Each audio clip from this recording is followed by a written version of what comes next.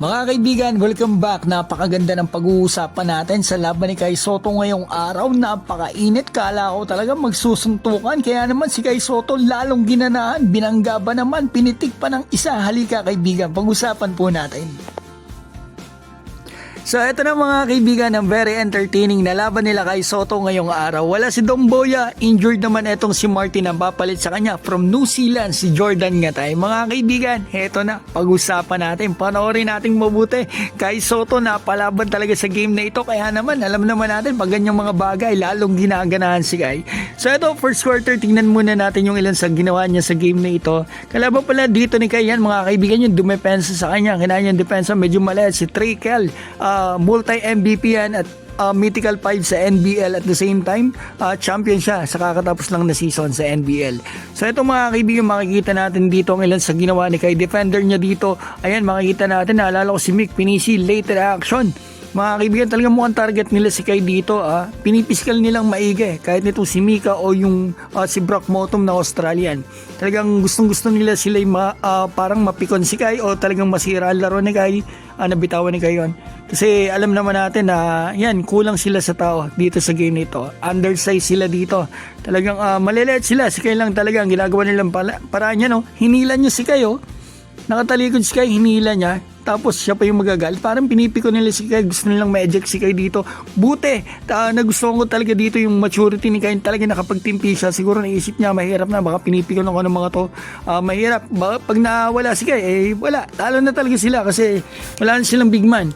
So makikita natin dito replay on sportsman like talaga yan mga kaibigan. Nakatalikod si Kai. Hinila niya Tapos pinitik pa niya si Kai. So makikita natin dito, tinatawanan, hinihingitian lang siya ni Kai.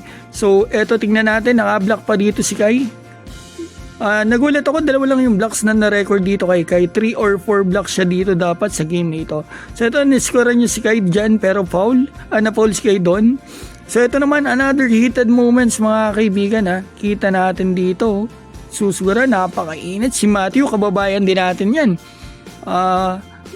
Eto, makikita rin natin, nagkakainitan na rin, pati mga bench. Kala ko talaga magkakasuntukan pa dito sa game nito, napakainit. So ito, talagang kinakapitan, kiskisan talaga si Kaya. At etong si Williams, foreign yan, pero naturalized. So ito, binawian naman siya ni Kaya, ang ganda ng naging bawi niya. Another poster na naman kay Trikel. So makikita natin, mga bawi ni Kaya, puro salpak sa game na ito.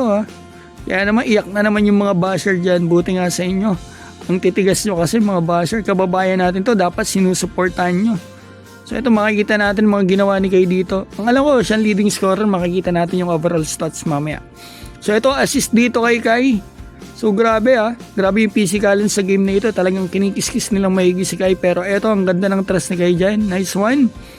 So makikita natin dito pagbalik ni Kai sa bench.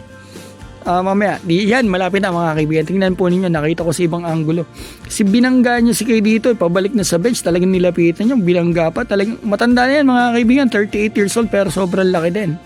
Mga almost 7-footer din yun. Tinawanan lang siya ni Kai.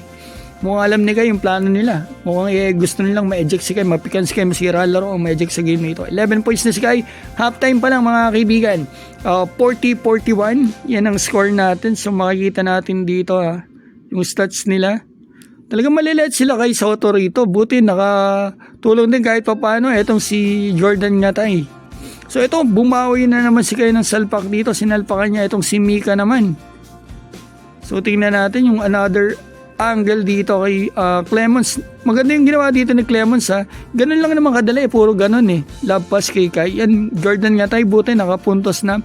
Nangangapa pa yan pero kasi bago pa lang siya dito sa team na ito. Eto, kinain na naman ni Kai yung kanyang defender dyan. Napatingin na lang si Brock Motum at yung isa. Kita natin ang mga bawi ni Kai, puro salpak dito. Mas lalong ginaganahan si Kai kapag mga ganyang pisikalan ng laban So makikita natin dito, rebound kay Kai. So ito, tingnan natin mangyayari dito. Yung kababayan natin si Aquino. Nakapuntos dito, nakadalawang tres. So ito, tinamaan ni Kai sa mukha. Etong si Mika, medyo you deserve naman yan, Mika. Mika Williams. So makikita natin dito, binawian naman siya ni Kai ng isa pang salpak dyan. Ganun lang kadali sana Ganito lang kung paano nila gagamitin si Kai. Hagis nila ng hagis sa taas. Ito, medyo manipis yung pito kay Kai dyan. Manipis. Pagkita din kay Kai. Buti na tapik ni Kai palabas yun. Nice one. So ito nag-appearan pa si Kai dito at si Motum. So yan, very good job kay Soto. Napakaganda na pinakita mo sa game na ito. 17 points, 11 rebound. Hindi ko na-check pero tingin ko siya talaga ang best player dito. Kita naman natin, top scorer, top rebounder, top blocker, mga kaibigan, at napakataas na kanyang field goal percentage. So yun mga kaibigan, nakikita natin dito yung stats niya. Tsaka eto siya nga tayo, hindi ko na-check, mga naka 7 points din ata dito. Shoutout ko po pala si Robert Gercayo, Ernie Pastrana, Ronman, Joey Del Mundo, Off the Road Vlog, JB Santiago, Sparty, Raxido, Ball Connect, Papa J's Vlog, Alvin Obsena, Alan Samudio, John Berterones, Lennon Parcon, Oliver Twist at Ralph G. Flores. Mga kaibigan, maraming salamat po.